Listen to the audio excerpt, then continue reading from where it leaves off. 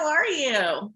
Wonderful. Thanks for chatting today. I'm so excited to discuss the possibilities and see what you're feeling about what's coming up in astrology and the forecast ahead. Well, this is a great weather forecast, astro weather forecast, you could say right now, because there's a lot going on, a lot. And I think the last time we chatted, there was a lot going on too.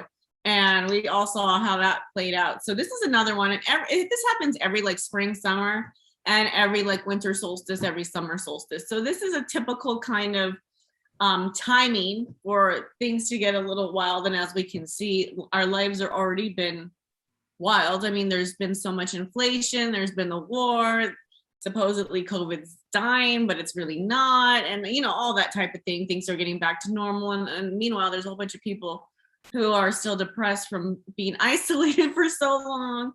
So it's kind of like, I feel like it's like a coming out of the ground and reblooming right now, like springtime, you know. Friends are starting to get back together, you know, that type of thing. But so one of the first things that popped up into my mind is always Mercury retrograde. Mercury retrograde is most of the time makes people go insane. So be prepared for those extra readings that you will be getting. The reason it makes people crazy is because their mind gets blocked about what decision they should make. And they don't know how to make that make that choice without the right information. But that's what Mercury retrograde is all about. It's about waiting till that information pops up so you know which way to go. So instead of freaking out that you don't know, I think it'd be more of a self-reflective time to kind of sit back, almost like the hermit, you know, and the tarot cards, and do like some kind of inner journey while you're waiting, and to see where things go. And that starts on April 25th, 2022. That's the shadow period. So the shadow is the part that will be redone when Mercury retrograde starts. Okay, and generally, what should we be paying attention to with Mercury retrograde? I mean, I get the sense that something gets stirred, and do we react or do we reflect? And you're saying reflect, but Mercury retrograde happens how many times a year? 4 times a year. Right. So, but I think this one's going to be amplified because it is happening within the eclipses. Okay. So, and how would you describe the energy of an eclipse? Well, each one's different. We'll go on those next, but the solar eclipse is basically a new moon, but just amplified, and it's awesome. You know, it's going to be a partial one this time, and I think the lunar is a total eclipse, so that's pretty cool. So the more total it is, the stronger it is. So the lunar one will be quite strong. And let me make sure I'm right talking about that.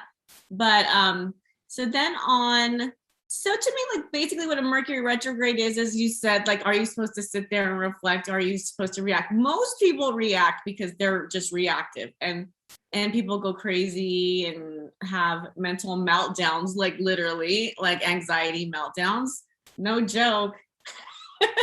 And then you get your readings,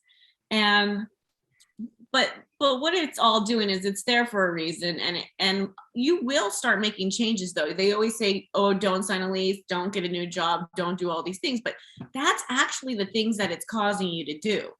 You just have to wait a little bit longer to pull the plug to see exactly what's you're doing, because you might have 3 job offers, and which one do you choose? You know, you might have 3 places to move. Which one do you move to? You know, so that's where it starts getting a little tricky and sticky, but that's why we're going to talk about this.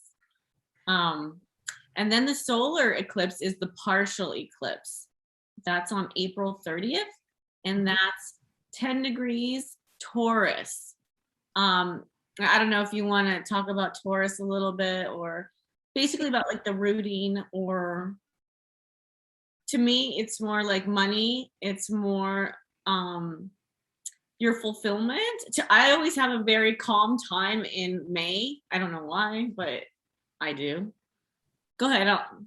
I always think of Taurus as a little bit of a stubborn energy, or maybe that's the shadow aspect. But in my experience, Taurus is like kind of reluctant energy in a way. And maybe that's what asks us, our higher self, to actually step forward and persevere rather than succumb to the resistance of the shadow aspect of ourselves. Mm-hmm. Mm-hmm. That makes sense. I mean, that is true, and they are stubborn. They are a fixed sign, so it is hard for them to change. But this is going to affect anybody with a fixed sign. So that's Scorpios and some Aquarians. And hold on, you're just. It will anything around, I would say 7 to 13 fixed sign will be triggered by this. But I love the new moon, especially on an eclipse. Like, to me, this is the perfect day planting your intentions. Like I say all the time, just because there's a transit you might think is harsh doesn't mean it has to be harsh. You just make your intention and plant it over that challenge that you think that is going to happen, you know?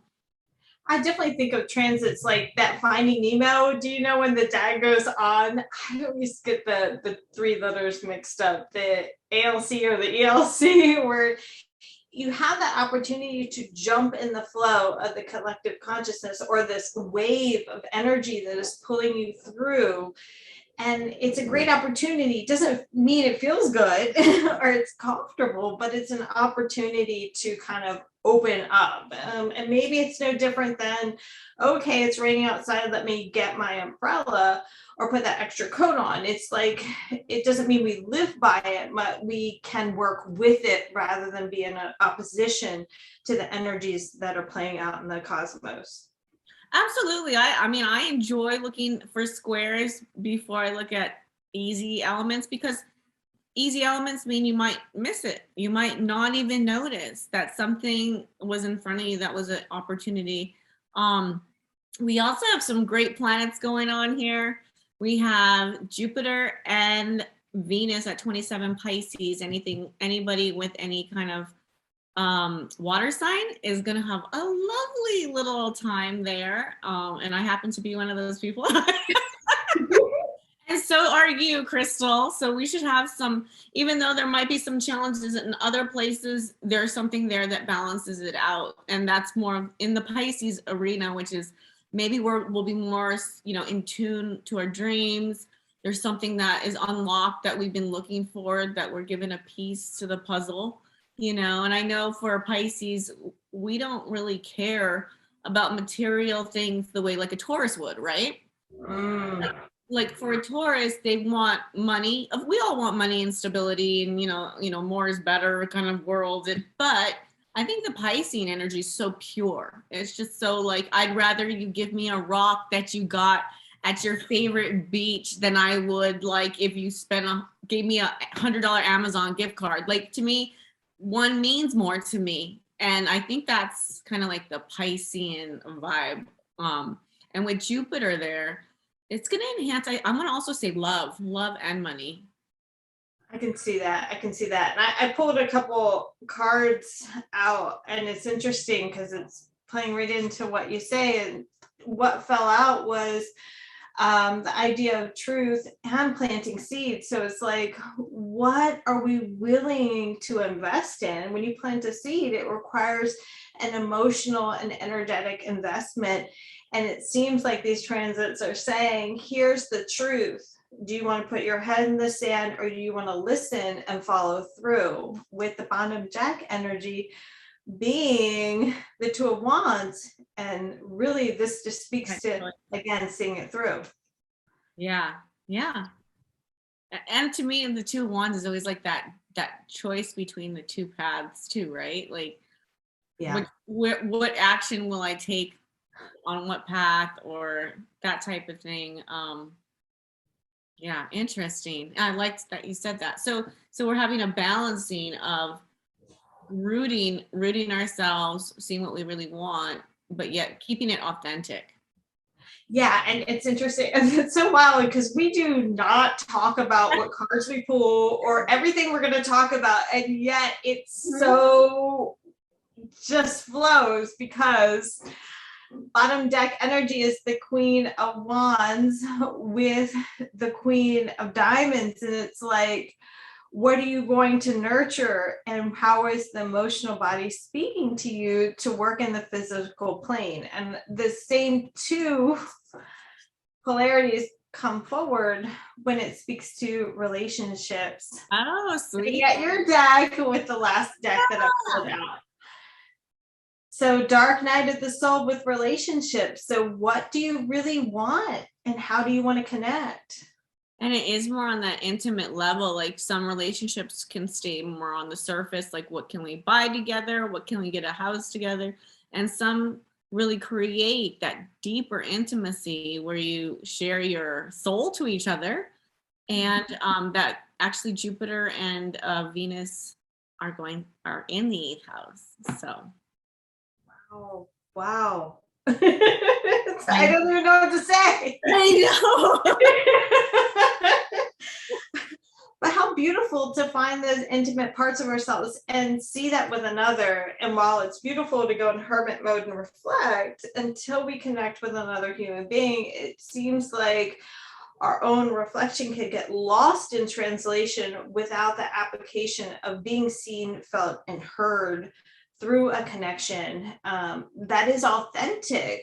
And it's unfortunate those times when what gets speared back to you is the shadow side or just the demonic ways of human being. I know, it's so crazy. I think to myself, and I've had a lot of reflection this last weekend about like how we can all have our realizations and realize how people and love and all this, like, I don't know if sometimes you look around and you say like, what is this place, and why is it happening? Like, is it just for us just to experience and that's it, because it seems of a series of just attracting, loving, or not, and then series of letting go. And it seems like that's what it is. And so is it the universe that just wants to experience all the experiences, and it experiences through us, and we are part of that collectiveness of it growing itself, perhaps. Yeah, and it's hard to say, and I don't feel like there's any definitives. And when I was reflecting for us to speak about what energies are playing out, I kind of got the sense of a snow globe, like shaking up, like the transits, the energy shaking things up for us. Mm-hmm. And when you shake up a snow globe, there's all these particles that just float and they're sparkling. Will we grab on to what sparkles, right? Mm-hmm. Or will we allow the dust to settle and see the bigger picture? And I don't feel like there's any fault to that. I don't feel like the divine says, shame on you for going back into pattern. Shame on you for continuing the same cycle. Instead, it feels like, okay, that's what you chose right now. Next lifetime, let's see what happens. I don't know. It was so cute. I had a birthday little party this weekend, and I had only my closest friends there. And we literally vowed to each other that we'll meet each other in the next life. Oh, that's so special. Before I was like, oh, I think about those things, but I never say them out loud. Like, your ass better find me. Yeah. Yeah, so it was cute, like just thinking about life and how it is. And I don't know, some people think you got one shot. I definitely don't. To me, astrology in itself shows there's reincarnation, and even just watching ourselves here today, the way we go in our cycles, everything's a cycle. It's, the ending is the beginning is the end, and that's how it is eternally. So let's see. And a snow globe shaking up isn't bad. It's quite beautiful. Yes. I would speak it again and again. Right. And that seems to be what we do, whether we look at this lifetime or consider past life experiences. Do we not just recreate ourselves in a different visual format? Yeah. You're like, this time I'd like to be a little better at this, please. Right. I need a lesson with this one instead, you know. Yeah. So let's see. So let me see when Mercury retrograde starts. Which date are you looking at? I want to say it's the May 21st and June 2nd? I think it's May 10th. May 10th. I think. Hold on, let's see. Got it. Yeah, okay, so May 10th, and then the lunar eclipse is May 15th. Yeah, that's right. Okay, so we do have the lunar eclipse, which is a total eclipse coming up on the 15th. But I just want to bring out right before that is when Mercury retrograde actually starts on May 10th. So this is going to get a little tricky here. And that lunar eclipse is going to be even bigger because, in fact, usually there is something what's called an inferior conjunction between Mercury and the sun. And it makes those two parts of what you can't see like come together and be seen. But when you have an eclipse going on, you might get your information earlier. I've noticed this to be like a pattern.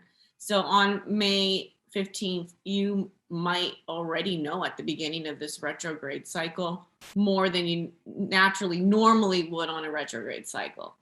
So I don't know if you pulled any cards for the lunar eclipse, the total lunar eclipse, because I feel like this one's going to be very strong. This one again takes place. This is the full moon on May 15th, and the nodes are right there next to it. And if anybody could actually see it, you'll literally be total. It'll be a total eclipse, so you hardly will see the moon at all. And this seems like this. I'm not sure if all Mercury retrogrades look like this, and excuse me for my ignorance, but this seems like it expresses a polarity in the way that the lines, like the way it lines up in this chart. Is that congruent with all Mercury retrogrades, or is this? Well, Mercury will always be close to the sun. Mm-hmm. It will always be close to the sun, and this one is in Gemini, so Mercury retrograde expresses itself like via communication. Okay. So it being in Gemini, the sign of communication, makes it a little bit more interesting. But because it's a full moon and the eclipse, I think it's just going to bring something out that's really, if you're looking for a change, if you're wondering what to do, I feel like this is going to be a key date. I do want to bring out that they are also square Saturn, which sometimes seems a bit heavy, but I feel like I don't know. I feel like this one won't be that bad. Go ahead, see what comes up. I got the 8 of Swords and the Queen of Cups, so that feeling of mental entrapment. But with the Queen of Cups, and this particular card shows the seahorses with it, which seahorses, they have a unique way of reproducing and catering to young. So to me, that's more of like outside of the norm, outside of the box. But also when we look at seahorses and other, I don't have the word for it, other sea creatures, they show their emotional experiences. Like they don't hide their emotions. It shows in their skin, the color of their skin and their reaction. And so will you continue to perpetuate those patterns, or will you hide in your own insecurities? And the reason why I say insecurities is because the 4 of Hearts is also showing itself. And to me, the 4 of Hearts is saying the divine is offering something new versus the 3 that you held to.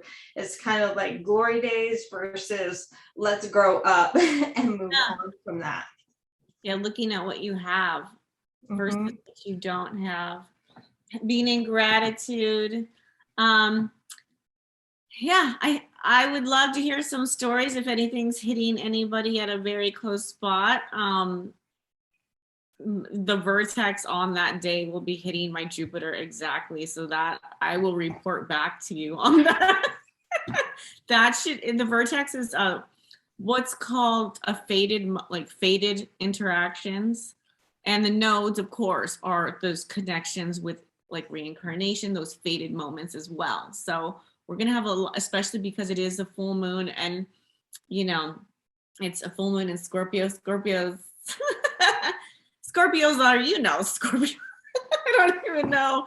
I love Scorpios, but they are turbulent. They don't let you hide, and they call you right out. They're like this hawk. But I think there's something beautiful to that true, real emotion, so I can't hate on the Scorpios there. So they make you like be that intimate thing that you're hiding from sometimes. So totally. And it's interesting what also came out was from your deck, the inner child and learning to play. So rather than, I love how you depicted this in your deck, becoming that it's not about inner child wounding, it's about inner child play. And will you allow yourself joy? When I think of play, I think of joy. And can you find whatever you're learning through or going through right now, can you find joy in the process rather than being like pinned down in pains of the past? So kudos to you for this depiction and this expression of the fifth house and the inner child. And that's interesting too, because Saturn is there, and Saturn is the planet of responsibility. And so this is also, to me, with that card saying, like, let yourself not be responsible one day. Sometimes we get so bogged down with our responsibilities, we forget to tune into that playful side, that lighter side, and learn that we're just like growing beings. We're kids at heart, and we are learning to grow up. I'm still feeling like, when am I going to be an adult soon? I'm sure it will come soon, but I don't know. It doesn't seem like it's ever coming, so maybe that's a good way to be. I love it. And what if that's okay? Like, when did we decide that's not okay to explore and play? Like, I don't understand what went wrong there. Okay, so then next we have on the event of May 21st. So this is what, 11 days, wait, can I count? 11 days later.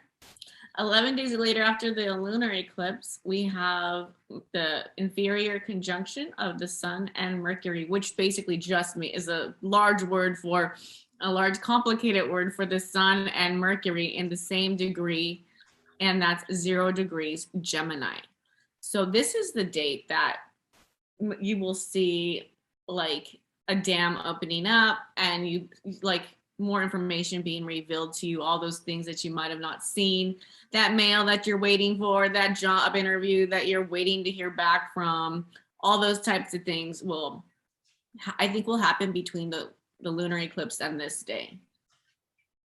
It's so wild that you just said that, because Apollo cards just jumped out while I was shuffling while you're talking. And of course we got the Ace of Swords again, truth. But what came out from that is not only the Nine of Wands, the moon being the secret, not to ignore the Nine of Wands, but to me that's like what you're working through. But we have the King and Queen of Pentacles. So balance in the material realm, whether it is relationship or coming into partnership with a new job opportunity or otherwise.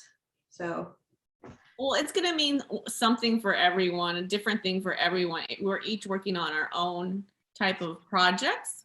And for some people, it will be getting a new job. Some people, it will be getting a new relationship, leaving a relationship, learning how to be in a partnership of whatever kind that may be. Maybe it's a job relationship. Maybe it turns romantic. I don't know. There's all those types of things. And I really don't like to guess at this, because our minds are so linear and are like in a box that whatever we're thinking of, it could actually be even cooler and more amazing than you're even thinking. So I appreciate you saying that, because there is something bigger for us than our egos can conceive. Yeah. Every time I guess, I'm like, oh my God, it was better than what I thought. Love it. Yeah. So, okay, so that's the inferior conjunction date. And I mean, that's pretty much sums it up. I don't care to talk about the end of the retrograde cycle, but I will mention its last date, and that's June 2nd. So we're going to have quite a little wild ride from, the last day of this month in April till June. It'll be, and it's all together. It's all bringing in something that you'll understand at the end of this. I like that you won't realize till the end. It's kind of like looking back at the breadcrumbs, or looking back and being able to put the puzzle pieces together after you've had time to reflect and see all the gifts rather than the turmoil. Gifts. I like that. I like that word. So any words of advice, any points of reflection you think that would be imperative to this cycle that's coming up for us? I mean, like always, to me, there's this one thing I like to always put in my head, and thank God I've taken class to learn how to do this, because my old self did not know how to not react. But if you don't react, you can save yourself a lot of problems. And that's just reacting on anything. Like sometimes you might have an explosion. Like, I don't want to make fun of my friend right now, but I have 2 friends only in my world. Okay. This only happens in my world because I have crazy friends. Okay. So, but they literally got in a fight and hung up on each other. And they're in a fight because they were fighting over what aliens really looked like and how they would actually approach coming down to Earth. And I was like, you guys got in a fight about this? Like, how am I even supposed to talk to you about this? Like,